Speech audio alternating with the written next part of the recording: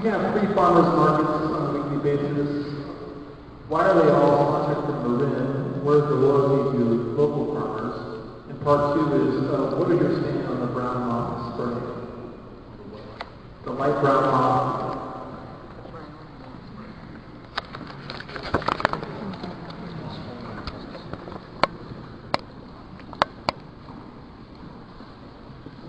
In terms of our farmers market, yeah, this is very important, and I think this is something we need to see even further developed. You see in West Oakland we have a Saturday's farmers market. Not quite as thriving as what we see on the lake shore on Splash Pad Park.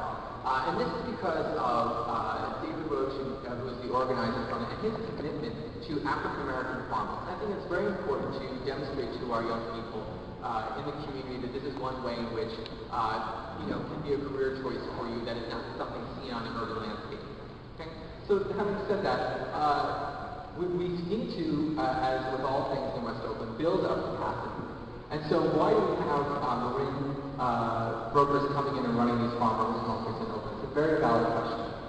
Because we have not done enough to build up capacity among people and growers here in Oakland and conveners of farmers markets. To do that here in Oakland, and it's something that we need to do because I would be satisfied to have farmers markets 7 days a week in District 3. I don't think that the 3 that we have are enough, or taking account the one that happens in West Oakland. Also, with farmers markets is where we can play a real role in advocacy and change from the city council level, is that the farmers markets aren't available to everyone. And they're not available to people who need it most. Those people who are in need of healthy foods, those people who are the lowest rung of the socioeconomic ladder. And why is that? Because people who are what used to be called food stamps and EBT card based no longer have the opportunity, or do never have the opportunity at farmers markets to access that food because they have to use cash at farmers markets.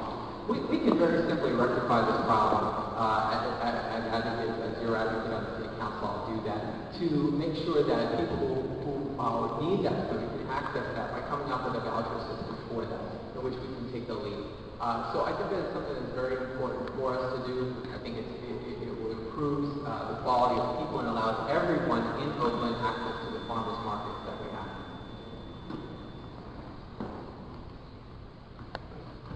Okay. Thanks for the question. And I would agree with one thing that Sean said in terms of folks like Will Rosenthal, David Roach, Mo Better Foods, and we just haven't supported that farmers market to do as well as some of the others have done in Oakland and now in this Splash Pad.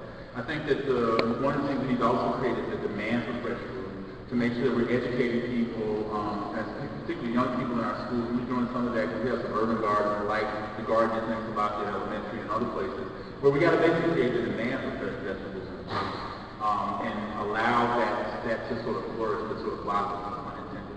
I think that once we create that capacity and create that demand, those two pieces are going to come together nicely. And again, the train station partnership in that area could also support a farmers market and all those units of housing that build, and Rick Holliday and his folks are building out. Over the next few years, there's going to be a greater demand because there's more people. On the moth spraying, we should all be working to make sure that doesn't happen. We need to make sure there's a moratorium on that, that put to rest.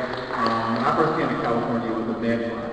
And I remember the medfly spray going, and nobody did any long-term research to see what impact that was going to have on little kids. And I think that's just almost like a no-brainer that we need to really figure out a way and to join with other municipalities and with other bodies to put it into the spring.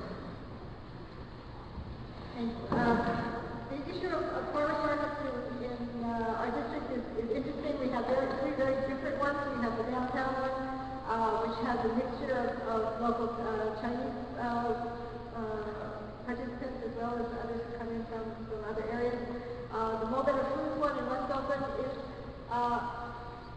again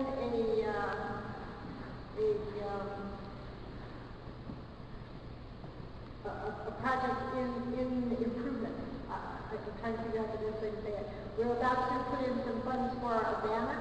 I talked to David about diversifying the folks who are there. We only have a few produce booths, so instead of just having that just produce, I'd encourage them to try to get folks who also do baked goods, who also might have other kinds of things to sell. So if you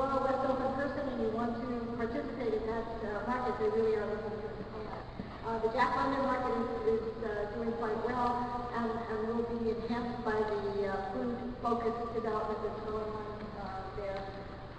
It's under discussion right now. With respect to the light brown apple moss, we as a council, at the leadership of Councilmember Bruner and Mr. Reed, have passed a resolution against it. I just asked the council to support the Leno bill, which we introduced last night. The Leno bill is the only one that's on the table that would actually stop it from happening. There are a couple of other bills as well that would protect us in the future, perhaps, if we require an environmental impact report before such a thing happens.